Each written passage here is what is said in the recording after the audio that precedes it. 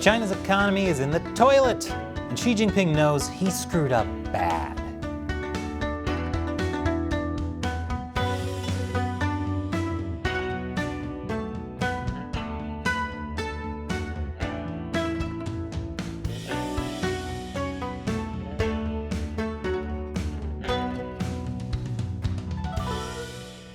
Welcome to China Uncensored. I'm Chris Chappell. This episode is sponsored by MOVA globes.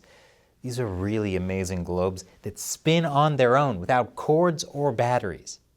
And whether you get this blue and gold model or one of their other great world map designs, you can appreciate the beauty of our planet. So, Chinese President Xi Jinping has secured a third term in power after a major meeting of the Chinese Communist Party. But now he has to keep it. It's kind of like how Disney movies end with a wedding and happily ever after, but they don't show you how staying married is the hardest part. Who knew marrying someone of a different species that you knew for one day was a bad idea? Xi Jinping knows he's surrounded on all sides by opponents and rivals. He even has enemies on the new Politburo Standing Committee, the 7 most powerful men in China. In a future episode, we'll have an in-depth breakdown of the makeup of the Standing Committee. The point is, Xi could easily lose his grip on power. And he knows he's made some major mistakes. I mean, I would hope so. I've literally made a career out of pointing out those mistakes.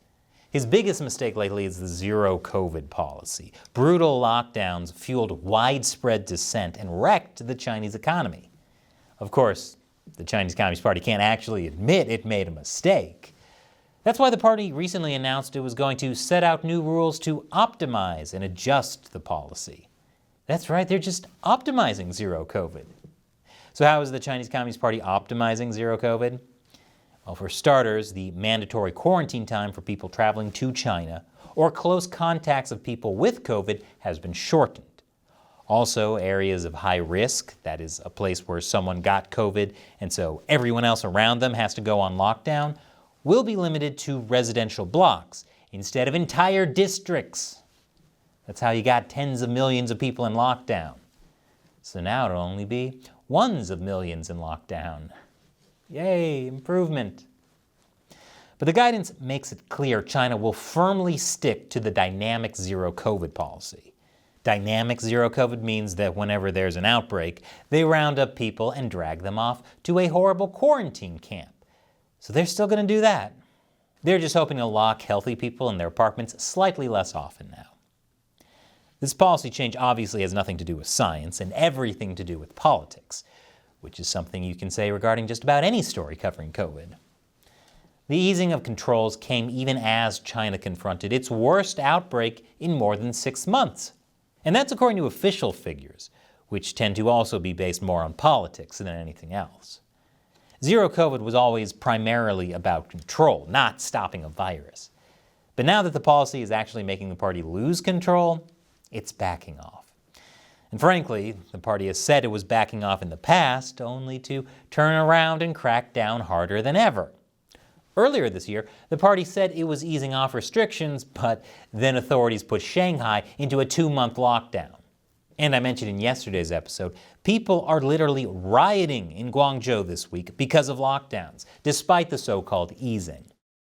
Check out that episode, link is below. I trust the CCP about as far as I can throw them. And since they're an entity, that means I literally can't throw them, which means I don't trust them at all. The point is, people aren't very optimistic about what's happening in China. Goldman Sachs called China's changes marginal, amounting to little more than fine-tuning, and would have only limited implications for near-term activity.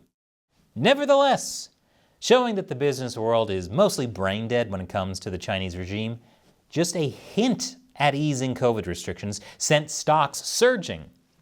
I mean, what could go wrong with investing in an authoritarian regime that has the power to completely shut down the economy and has a long history of outright lying?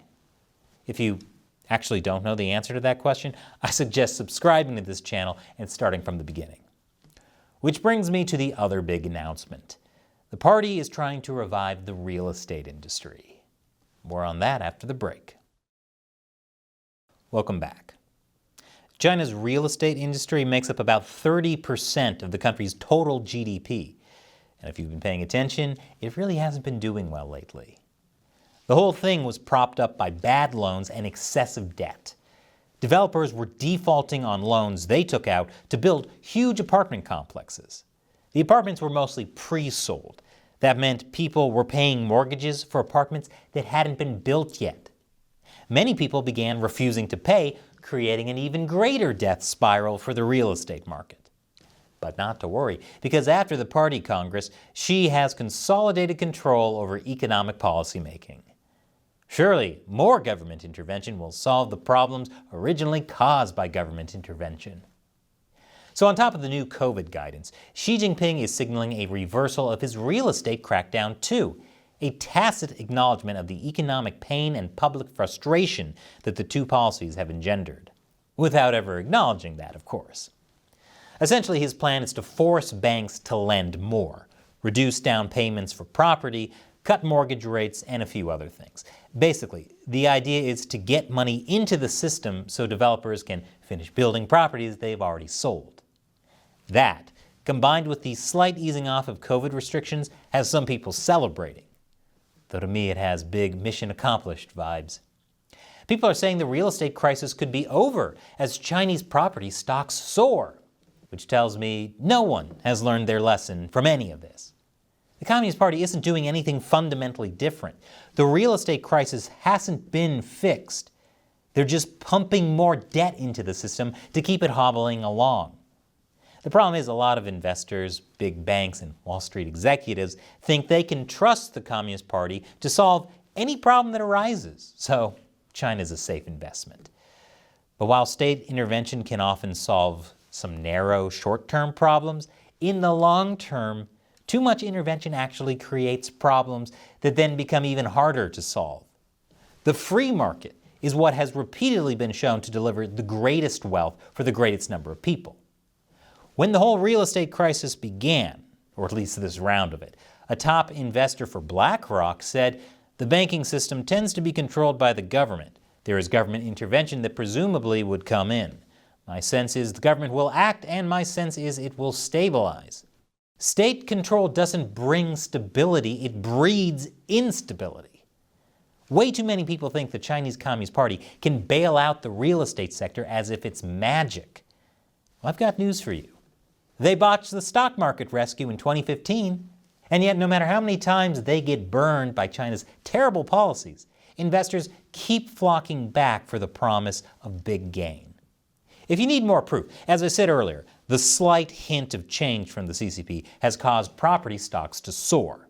But the property slump has continued. In October, sales by the 100 biggest real estate developers contracted almost 27% from a year ago. So far this year, their sales have fallen by 43%. Days after the COVID and real estate announcement, the Japanese financial holding company Nomura released a research report concluding the property market has yet to show signs of recovery. Beijing's zero-COVID strategy, despite some latest fine-tuning, will continue to weigh on the property sector. In other words, none of the changes have actually made any positive change. I think the people in China are pretty aware of that.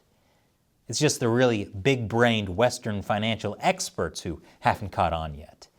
They're just focusing on the happily ever after and not considering what happens next. And this episode has been sponsored by Mova Globes. I've talked about Mova Globes before. I love the technology. It spins automatically, powered by ambient sunlight. When you pick it up, it keeps spinning, and when you put it back on its base, it corrects its motion. Mova has dozens of other cool designs too, and they're made in Taiwan. And from now until Christmas, Mova Globes is offering their biggest sale of the year. Apply our special code China Uncensored at checkout for extra savings. So click the link in the description below and pick your favorite version. And when you buy a Mova Globe, you'll also be supporting your favorite show about China. So click below to check out Mova Globes and use the code China Uncensored. Once again, I'm Chris Chappell. See you next time.